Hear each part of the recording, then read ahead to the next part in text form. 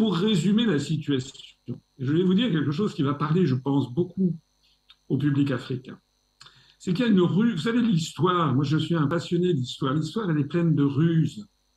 En réalité, la France, elle est en train de subir ce qu'elle-même a fait subir à d'autres dans les siècles antérieurs.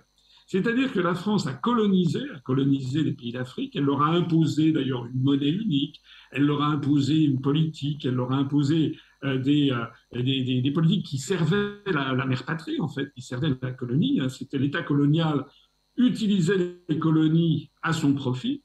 Et puis maintenant, ben, la ruse de l'histoire, c'est que c'est nous qui sommes maintenant devenus une colonie.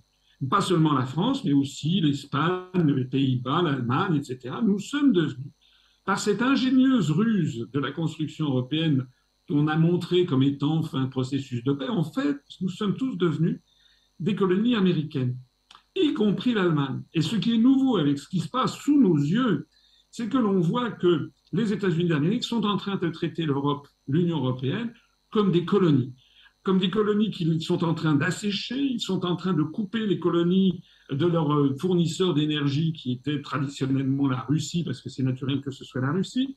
Ils veulent nous forcer à acheter de l'énergie à extrêmement cher, et puis ils nous forcent à adopter une politique en matière internationale qui ne correspond absolument pas à nos intérêts, à nous, et j'aurai l'occasion d'en parler. Voilà, c'est ça que je voulais dire. Et donc, d'une certaine façon, si vous voulez, ce que je propose, c'est que la France, dans les années 2020 ou 2030, eh bien, elle prenne son indépendance, comme il y a eu les indépendances des pays d'Afrique dans les années 1960, lorsqu'ils ont pris leur indépendance de la France, ce qui ne veut pas forcément dire se fâcher, mais ce qui veut dire quand même reprendre son indépendance, qui n'a d'ailleurs pas toujours été bien reprise dans les années 60. Et là, on assiste en Afrique à une volonté de beaucoup de pays africains d'avoir une indépendance plus grande, notamment par rapport à la France, parce qu'ils ont bien vu eux aussi que la France n'est plus ce qu'elle était et qu'elle est devenue elle-même une colonie.